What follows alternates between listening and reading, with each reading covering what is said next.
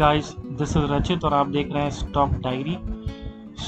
आज बहुत दिनों बाद मार्केट एक प्रॉपर मूवमेंट दिया है। ठीक है, और जैसा मैंने फ्राइडे को कहा था कि एज एक्सपेक्टेड था कि मार्केट गैप अप ओपनिंग होगा और प्लस पॉजिटिव रहेगा। ठीक है, मैंने फ्राइडे को जैसा मैंने कहा था, क्योंकि यहाँ पर मैंने बताया था कि ये थोड़ा सा प्रॉफिट बुकिंग हो रहा है ना। मार्केट अर्ली चार्ट पे 200 के SMA पे था, 200 SMA के सपोर्ट पे था। ठीक है, उसके बाद एक कैंडल बना, डोजी पिन बार बना है। ठीक है, उसके बाद मार्केट सेकेंड हाफ लगभग सेकेंड हाफ में 11 बजे के बाद मार्केट पॉजिटिव होता चला गया और फिर 15,709 पर रेजिस्टेंस लिया। कब? फ्राइडे को। ठीक है, और जैसा मैंने कहा था कि देखो यार, ये थोड़ा बहुत प्रॉफिट बुकिंग चल रहा है, क्योंकि 15,800 पे जो भी तुम्हारे कॉल राइटर्स थे उन्होंने अपना काफ़ी दिन से, क्योंकि मार्केट नीचे आ रहा था, तो उन्होंने अपना पोजीशन को क्लोज किया। ठीक है, पोजीशन को क्लोज किया था और यहाँ पर उसी कारण वजह से यहाँ पर थोड़ा सा पॉजिटिव, मतलब मार्केट पॉजिटिव रहा। ठीक है, अब क्या हुआ कि क्योंकि यहाँ पर कई सारा रेजिस्टेंस था, 200 SMA का, 100 SMA का। ठीक है, उसमें 10 SMA का भी था, 50 SMA का भी, इतना सारा रेजिस्टेंस था। अर्ली चार्ट पे भी था और तुम्हारा 15 मिनट चार्ट पे भी था। तुम देख सकते हो अर्ली चार्ट पे भी है 50 SMA का और 100 SMA का। 15 मिनट चार्ट पे भी रेजिस्टेंस था। तो मैंने कहा था कि एक्सपेक्टेड है कि मार्केट गैप अप ओपनिंग लेगा, और गैप अप ओपनिंग इसलिए भी लेगा क्योंकि फ्राइडे को जो था, जो US का जो भी इंडिसेस था वो लगभग पॉजिटिव था, काफ़ी अच्छा खासा उन्होंने मूवमेंट दिया था। तो इस कारण से भी मार्केट एक्सपेक्टेड था कि पॉजिटिव होगा। फिर बहुत लोग, क्योंकि कई सारा तुम लोग यूट्यूब चैनल देख रहे हो तो वहाँ वो लोग कह रहे हो कि नहीं, मार्केट पॉजिटिव ओपन लेगा फिर उसके बाद नीचे चला जाएगा, या बहुत लोग कह रहे थे कि मार्केट उतना ऊपर नहीं जाएगा, मगर ऐसा हुआ नहीं। ठीक है, जैसा मैंने कहा कि मार्केट पॉजिटिव ओपनिंग होगा और मार्केट का जो रेंज है वो 16,100 तक है, तो मार्केट 16,100 तक जाने का संभावना है। ठीक है, ऐसा मैंने कहा था, और देखो आज वैसा ही हुआ है। मगर देखो, वो तो एनालिसिस फ्राइडे का था, फ्राइडे का एनालिसिस था मंडे के लिए। मंडे का एनालिसिस मैंने कहा था कि मार्केट पॉजिटिव होगा, तो वो हो गया, है ना। अब बात ये है कि मार्केट आगे कल का मूवमेंट मार्केट का क्या, ये सोचने वाली बात है। ठीक है, तो आज चलो एनालिसिस करते हैं और देखते हैं कि जो कल का मूवमेंट होगा, ये जो ट्रेंड चल रहा है, रेजिस्टेंस कहाँ है, अगला रेजिस्टेंस कहाँ है, इस सब के बारे में थोड़ा बहुत जानते हैं। दोस्तों, अब 15 मिनट चार्ट को स्विच कर लेते हैं और 15 मिनट चार्ट पे देखते हैं कि अगला रेजिस्टेंस कहाँ बनने वाला है।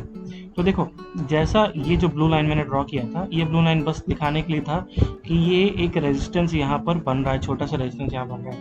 हालांकि ये कोई नया रेजिस्टेंस नहीं है भाई, ये रेजिस्टेंस पुराना रेजिस्टेंस है। पुराना रेजिस्टेंस इसलिए क्योंकि अगर तुम देखो तो अगर इस लाइन को थोड़ा यहाँ पे, इसी लाइन पे अगर एक हॉरिजॉन्टल लाइन अपने लोग ड्रॉ कर देते हैं, ठीक है।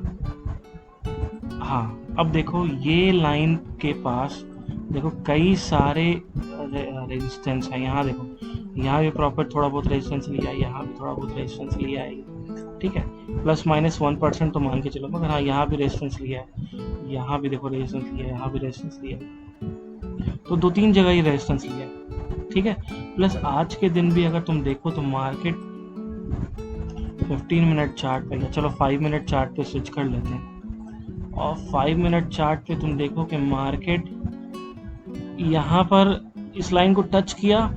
ठीक है, उसके बाद सीधे एक डोजी बनाया, है ना, रेड कैंडल। हालांकि उसके बाद 5 मिनट कैंडल में ग्रीन कैंडल ओपन हुआ, मगर उसको सस्टेन नहीं कर पाया और वो फिर नीचे आके गिर गया। ठीक है, इस लाइन को वो यहाँ पे रेजिस्टेंस ले रहा है, ऐसा मुझे आज तो देखने में लगता है। और ये कब हुआ है? लगभग ये 3:20 का कैंडल है एक्चुअली, ना 3:15 का कैंडल है। लास्ट 15 मिनट्स में ऐसा हुआ। ठीक है, लास्ट 15 मिनट्स में ऐसा हुआ। 3:15 का जो कैंडल बना और 3:30 का जो कैंडल है वो काफ़ी सारा नेगेटिव है, तो मार्केट यहाँ रेजिस्टेंस लेगा। ठीक है, तो ये हमारा पहला रेजिस्टेंस है। कल उम्मीद है कि मार्केट हो सकता है इसके ऊपर ओपन हो जाए, फ्लैट ओपन हो, है ना। फ्लैट ओपन होने के बाद जो अगला रेजिस्टेंस अपने पास बनेगा वो ये वाला ग्रीन लाइन बनेगा, जो कि है 15,899 का।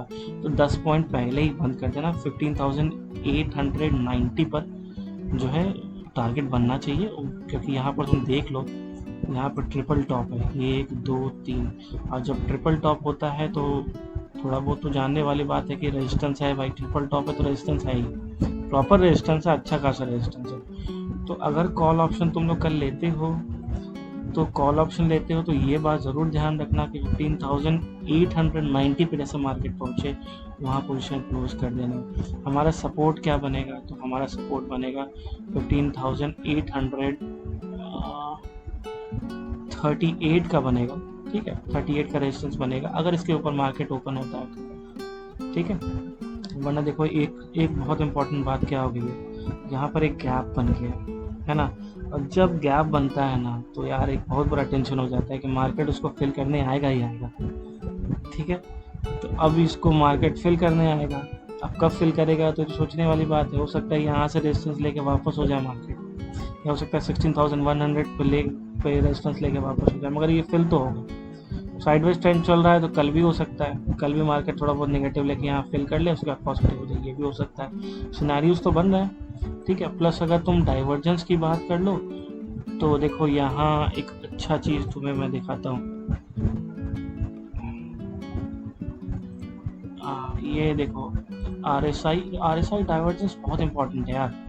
RSI डाइवर्जेंस में क्या होता है कि ये निफ्टी तो कम से कम ओबे करता है, देखो ऊपर से डाइवर्जेंस हो रहा है ना, इस लाइन को देखो, इस लाइन को देखो, डाइवर्जेंस बन रहा है, 15 मिनट कैंडल पर डाइवर्जेंस बन रहा है, इसका मतलब ये नीचे आएगा, RSI 40 के नीचे आना ही आना है, ये 40 का रेड लाइन है, इसके नीचे आना ही आना है, इसका मतलब है कल हो सकता है मार्केट नीचे आए। डाइवर्जेंस बना है, डाइवर्जेंस को अगर ओबे करेगा तो जरूर आएगा नीचे, ठीक है, ओबे करता ही है, निफ्टी तो कम से कम ओबे करता है। चलो ये हो गई बात डाइवर्जेंस की, ठीक है। और ये डाइवर्जेंस अच्छा चीज़ मैं दिखाता हूँ आज 1 मिनट कैंडल पे मैं दिखा देता हूँ आज के दिन क्या हो रहा था। आज के दिन जो ये वाला फॉल हुआ है, ये वाला जो फॉल हुआ है तुम देख सकते हो, है ना। तो एक्चुअली मैं इसे नोटिस कर रहा था, मैं क्या नोटिस कर रहा था कि ये देखो, चलिए यहाँ पे ये इस तरह से ऊपर बन रहा था और यहीं जस्ट नीचे RSI, मैंने अचानक से ध्यान दिया कि यार RSI में तो डाइवर्जेंस हो गया यहाँ पे, है ना। मैंने एक्चुअली यहाँ ध्यान दिया था, इस तरह का चार्ट बन रहा था, डाइवर्जेंस तो है बॉस, है ना। यहाँ पर भी डाइवर्जेंस, यहाँ एक्चुअली मैं यहाँ देख रहा हूँ, हाँ यहाँ देख रहा हूँ, तो मुझे डाइवर्जेंस दिखा था यहाँ पे, और इस डाइवर्जेंस की वजह से देखो मार्केट फॉल किया, अच्छा खासा फॉल किया, लगभग 15,833 से फॉल करके आ गया 15,819 पे, ठीक है। उसके बाद फिर मार्केट चढ़ना शुरू किया, तो मैं इस चीज़ को देखो, मैंने ये वाला एक्चुअली फॉल मैंने देखा था, ठीक है। उसके बाद भी ये जो फॉल हुआ है तो तुमको बैंक निफ्टी में ये चीज़ देखने को मिलेगा। अगर बैंक निफ्टी की बात करें तो बैंक निफ्टी में ये चीज़ देखने को मिलता था, शायद मैं नोटिस कर रहा था,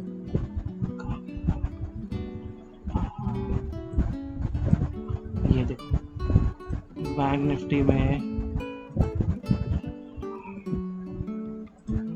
ये तो था, बैंक निफ्टी तो नहीं मिल रहा था, मगर हाँ ये बैंक निफ्टी में डाइवर्जेंस तो था यार, किधर था ये, अच्छा ये 3 टॉप का डाइवर्जेंस था, सॉरी इतना लंबा कैंडल बन जाता, उसके बाद मैं शायद मैं देखा नहीं था, ये 3 का बन रहा था, यहाँ बन रहा था और ये डाइवर्जेंस बन रहा था, तो मुझे पक्का था कि मार्केट नीचे आएगा। तो मार्केट यहाँ पर था 35,127 पे था, मार्केट फिर गिर के गया 35,000, मतलब 127 पॉइंट नीचे गिरा था, ठीक है। तो ये डाइवर्जेंस देखो बन रहा था, तो डाइवर्जेंस एक इम्पॉर्टेंट चीज़ है। तो डाइवर्जेंस 2 मिनट चार्ट अगर ज़रूर यूज़ करते हो 2 मिनट चार्ट पे भी डाइवर्जेंस देखो, डाइवर्जेंस के हिसाब से ट्रेड करो। डाइवर्जेंस में जनरली क्या होता है ना कि मार्केट 2 टॉप तो मिनिमम बनाता ही है ना, 2-3 टॉप डाइवर्जेंस से बनाएगा, उसके बाद फिर मार्केट गिरता है, ठीक है। तो जैसा अगर 5 मिनट चार्ट है तो उस हिसाब से फॉलिंग होगा, और डेली चार्ट है तो उस हिसाब से फॉलिंग होगा, 15 मिनट चार्ट तो उस हिसाब से फॉलिंग होगा। तो वो डिपेंड करता है कौन सा चार्ट है तो कितना % फॉल होना है। तो जनरली मुझे लगता है कि 10% तो 10% या 5% का फॉल होता ही है अगर 5 मिनट 15 मिनट तो, वैसे मैंने कैलकुलेट नहीं किया, ठीक है। तो लेवल्स पता चलेगा है ना। अपने पास रेजिस्टेंस कौन से 15,839 का है, उसके बाद 15,899 का है। गैप भी फिल होना है, ध्यान रखना। और यहाँ पर थोड़ा बहुत डाइवर्जेंस भी बन रहा है, इस चीज़ को ध्यान देना। तो डाइवर्जेंस की वजह से मार्केट हो सकता है कल के दिन नेगेटिव गिरे, हो सकता है मार्केट नीचे गिरे और इस गैप को फिल करके ऊपर जाए।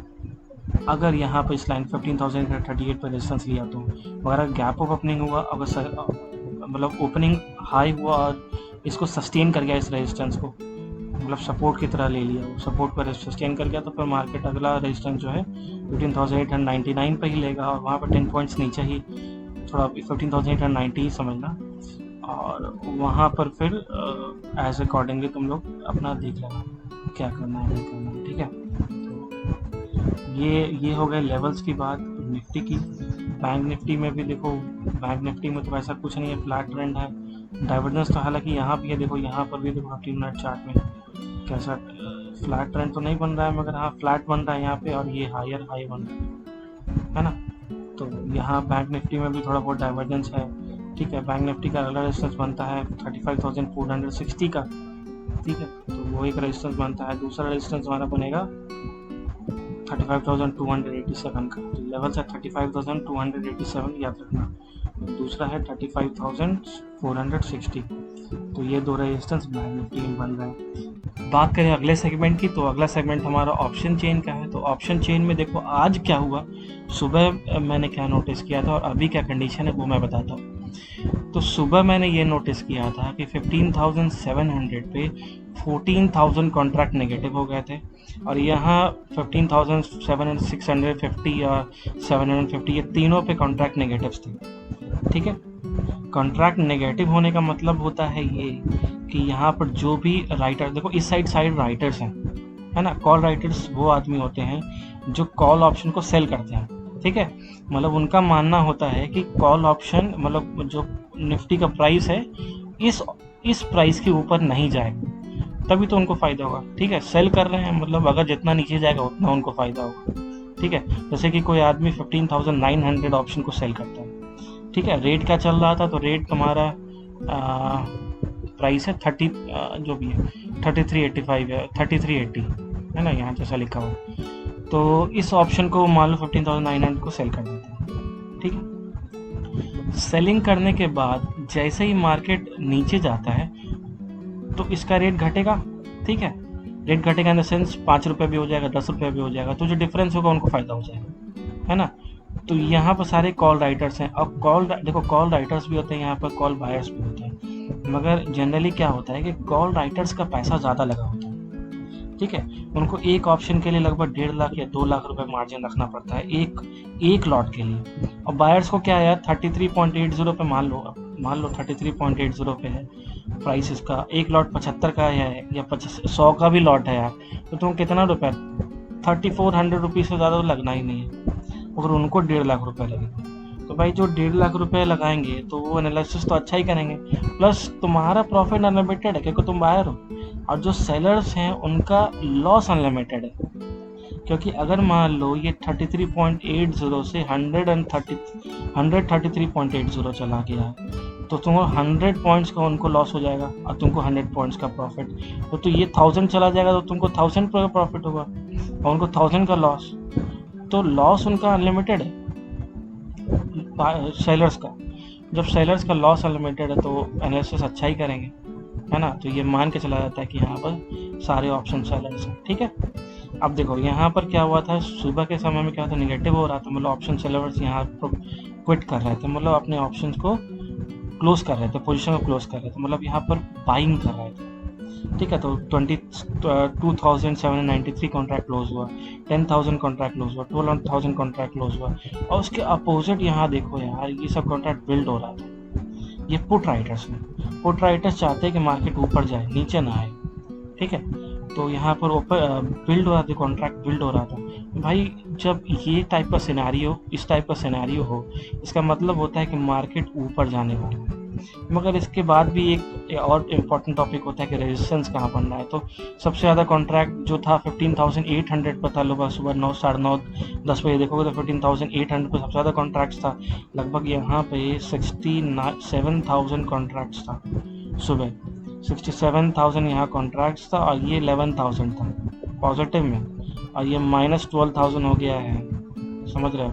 तो इसका मतलब 15,800 कॉन्ट्रैक्ट सेल हुआ है, इसका मतलब 15,800 ये टच नहीं करेगा।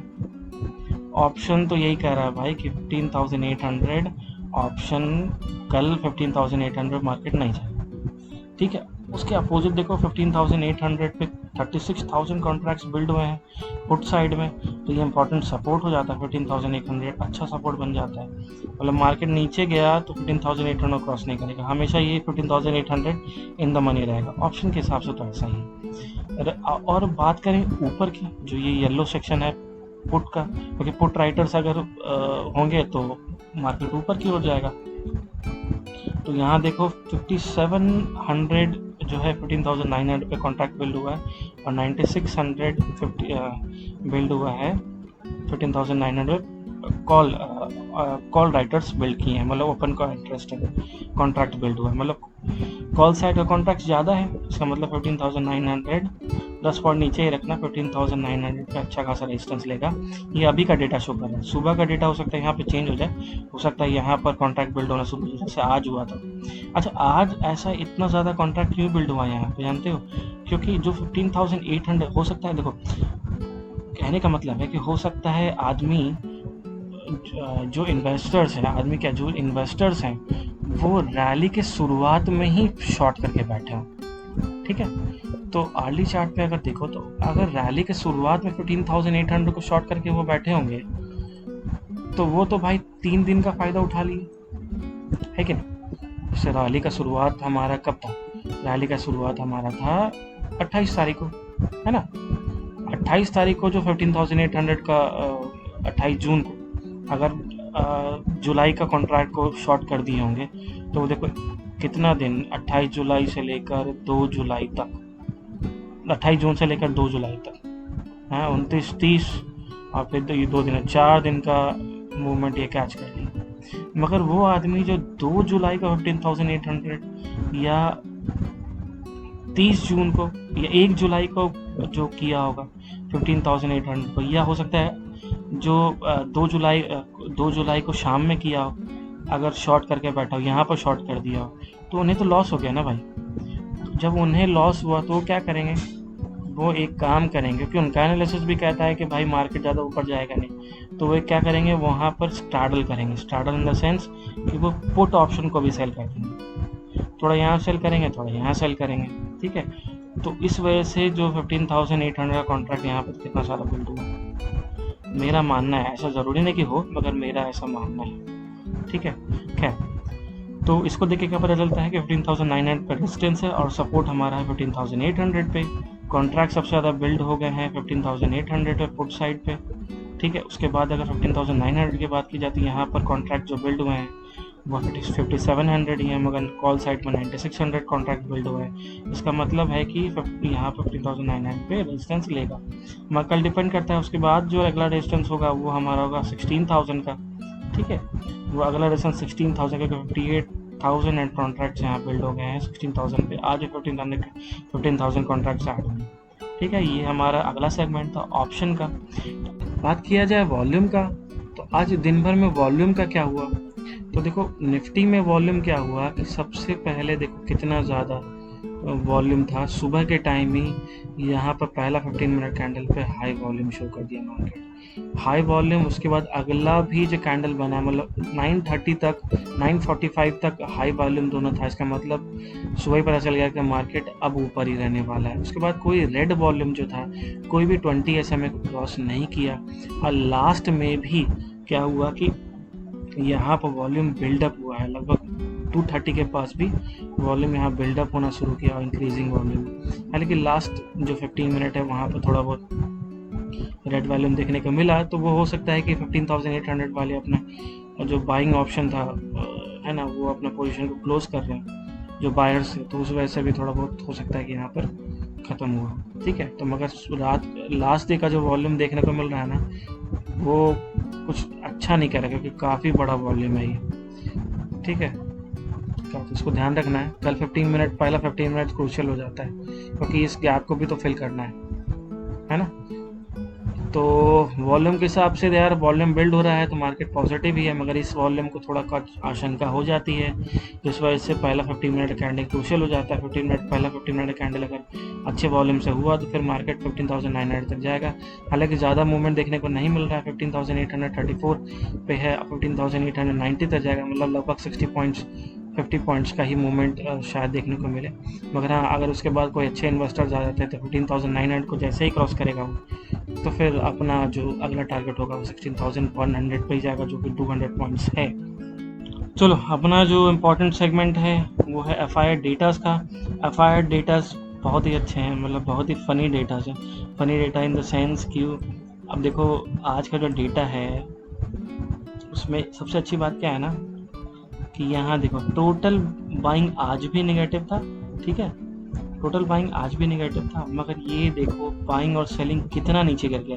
मतलब मेरे पास जो चार्ट है, बीच में 1 महीने का मैंने शायद नहीं किया था, मेरे पास जो चार्ट है वो सबसे लोएस्ट FIIs एक्टिविटी जो है वो आज के ही दिन का है, और वो कितना है भाई साहब, तो ये देखिए 33,222 करोड़ का बाई है और 3,561 करोड़ का सेल है, ठीक है। तो ये सबसे मिनिमम डेटा हमारा हो जाता है अब तक के डेटा का, ठीक है। और ऐसा मुझे लगता है कि FIIs ने यार देखो यहाँ पे भी 20,000 करोड़ सेल हुआ, 13,000 करोड़ सेल हुआ, 10,000 करोड़ सेल हुआ, तो FIIs ने सब सेल कर दिया। मुझे तो लगता है FIIs जितना उनके पास है ना सब सेल कर दिया उन्होंने। हालांकि ऐसा नहीं है, FIIs ने आज मतलब FIIs का एक्टिविटी सबसे कम था। इसका मतलब आज जो DIIs थे, जो डोमेस्टिक इंस्टीट्यूशनल इन्वेस्टर्स थे, उनका आज रोल था और उन्होंने मार्केट को आज ऊपर उठाया। तो DII ने कॉन्स्टेंटली बाय कर रहे हैं, तो उन्होंने मार्केट को आज ऊपर उठाया। चलो बात करते हैं क्लाइंट्स की, FIIs की। तो FIIs तो देखो, FIIs तो मैंने कहा था कि फ्यूचर को 70 के नीचे थोड़ा बहुत तो आना है, करेक्शन तो करना होगा, काफ़ी ज़्यादा यहाँ फ्यूचर में बाइंग हो गया था। तो FIIs इस वजह से थोड़ा बहुत शॉर्ट है, मगर कितना शॉर्ट करेंगे, मार्केट बुलिश है तो कितना शॉर्ट करेंगे यार, कहीं ना कहीं तो बाई करेंगे ही। तो मुझे लगता है कि अब यहाँ थोड़ा वो 70 पर टच करके या यहाँ से ये बाई करना शुरू करेंगे फ्यूचर को, ठीक है। ऑप्शंस कॉल की बात की जाए तो ऑप्शन कॉल FIIs के द्वारा फ्लैट ही नज़र आ रहा है, देख रहे हो, फ्लैट मूवमेंट है, मतलब ना बाइंग ना सेलिंग। और वहाँ डेटास भी दिख रहा था कि ना बाइंग सेलिंग। पुट ऑप्शन पे एक अच्छा बात हुआ है कि पुट ऑप्शन को उन्होंने सेल किया है। जब पुट ऑप्शन को उन्होंने सेल किया है तो इसका मतलब है कि कॉल ऑप्शन बढ़ेगा, मार्केट ऊपर जाने वाला है। पुट ऑप्शन को सेल किया मतलब कॉल ऑप्शन बढ़ेगा। ये राइटर्स नहीं है, बायर्स हैं ये, मैं बायर्स की नज़र से देख रहा हूँ फिलहाल। तो यहाँ पर भी देखो स्टॉक पुट को कितना कम कर दिया FIIs ने, स्टॉक पुट को कितना कम कर दिया देख लो भाई, है ना। और स्टॉक कॉल को देखो बढ़ा दिया। यहाँ पर एक माइन्यूट डिफरेंस दिख रहा होगा, मगर ये बढ़ गया, पिछले बार के बाद 1% बढ़ गया यार, है ना, मतलब आधा परसेंट बढ़ा है क्या, 0.8% बढ़ गया, 0.8% स्टॉक कॉल में बढ़ा है भाई। तो मतलब स्टॉक भी ऊपर जाने वाला, स्टॉक पे FIIs इन्वेस्टमेंट शुरू कर दिए हैं। तो ये जैसे जैसे ऊपर जाएगा वैसे वैसे चांदी होती चली जाएगी। टोटल ऑप्शन देखो तो टोटल ऑप्शन फ्लैट ही है, क्योंकि आज को खास एक्टिविटी हुआ नहीं, देखो फ्लैट ही मार्केट चल रहा है। क्लाइंट्स की बात की जाए तो क्लाइंट्स फ्यूचर में बुलिश हैं, लगातार बाइंग कर रहे हैं क्लाइंट्स यहाँ पर कॉल को डंप कर रहे हैं। तो क्लाइंट्स, क्योंकि मैं भी कह रहा हूँ 15,900 पर रेजिस्टेंस है, तो हो सकता है उन्हें लग रहा हो कि भाई मार्केट नीचे जाने वाला है, इसलिए उन्होंने शॉर्ट कर दिया यहाँ पे, है ना, यहाँ शॉर्ट कर दिया। यहाँ क्लाइंट्स पुट ऑप्शन खरीदे हैं, अब पुट को शॉर्ट कम कर दिया है, मतलब क्लाइंट्स को तो ये लग रहा है कि 15,900 के ऊपर नहीं जाएगा, है ना। मगर डोमेस्टिक इंस्टीट्यूशनल इन्वेस्टर को देखिए क्या होता है, मार्केट के हिसाब से 15,900 पर रेजिस्टेंस होना चाहिए, है ना। और वहाँ पे कोई अच्छा इन्वेस्टर आ गया या कोई बुलिश मूवमेंट आ गया, बुल आ गया, तो फिर उसको ऊपर फेंकेगा, अच्छे वॉल्यूम के साथ ऊपर फेंकेगा, सस्टेन भी करेगा, और फिर मार्केट 60,000 थोड़ा बीच में गैप भी है, तो गैप पे ध्यान देना है। तो ये हमारा डेटा है, डेटा ये कह रहे हैं कि मार्केट में FIIs का मूवमेंट फ्लैट है, मगर मूवमेंट हो सकता है आ जाए, क्योंकि मूवमेंट पुट ऑप्शन को कम कर दिया है उन्होंने, कॉल ऑप्शन पे फ्लैट है, ठीक है। और प्लस स्टॉक ऑप्शन को, स्टॉक में पुट ऑप्शन कम किया है, कॉल ऑप्शन को खरीदा है। इसका मतलब स्टॉक खरीदेंगे तो मार्केट निफ्टी 50 ऊपर ही जाएगा, निफ्टी ऊपर जाएगा, निफ्टी ऊपर जाएगा तो फिर यहाँ पे ऑप्शन भी कह रहे हैं निफ्टी ऊपर जाएगा तो फिर मार्केट पॉजिटिव होगा और मार्केट ऊपर की ओर बढ़ेगा। 16,100 का देखो टारगेट लेके चलते हैं, है ना, उसके बाद देखते हैं आखिर क्या होता है। तो फिलहाल हमेशा चिंता कल की करनी चाहिए, ऐसा नहीं कि एकदम आज आज खाना खा रहे हो, अभी खाना खा रहे हो, तो फिर शाम का भी चिंता कर लो कि भाई शाम में क्या खाना है, अभी भी तो पेट भर लो, है ना। तो so thank you very much, आपका दिन शुभ हो, मंगलमय हो। होप आप लोग कोविड से सुरक्षित होंगे, है ना। हालांकि अब तो वेव खत्म होने को आया, लगभग सबने वैक्सीन ले लिया होगा, मैंने वैक्सीन ले लिया है। चलो यहाँ पर एक और चीज़ देख लेते हैं लास्ट में, हम लोग देख लेते हैं SGX निफ्टी को। तो SGX निफ्टी देखो अभी तो नेगेटिव है, 15,850 पर रेजिस्टेंस ले रहा है यहाँ पर, ठीक है। 15,850 पर रेजिस्टेंस ले रहा है, मतलब इस वाले पॉइंट पर रेजिस्टेंस ले रहा है। ये जो अब मैंने लाइन बनाया यहीं पर आसपास कहीं 50 पर रेजिस्टेंस ले रहा है, ठीक है। सुबह दिखने वाली, सुबह अगर मार्केट ग्रीन रहा ना और 10 SMA के ऊपर रहा तो मार्केट फिर अच्छा ओपनिंग देगा। गैप ऑफ ओपनिंग तो तुमको इसी से पता चल जाएगा। और हमारा मेजर इंडेक्सेस देख लो भाई, मेजर इंडेक्सेस तो डॉ जोन्स सब पॉजिटिव ही है ना। मेजर इंडेक्सेस पॉजिटिव, हालांकि यार मंडे है तो वहाँ हो सकता है अमेरिका में संडे होगा शायद, है ना। बाकी मार्केट देख लो, बाकी मार्केट भी पॉजिटिव ही नज़र आ रहा है। FTSE भी पॉजिटिव ही है 0.69%।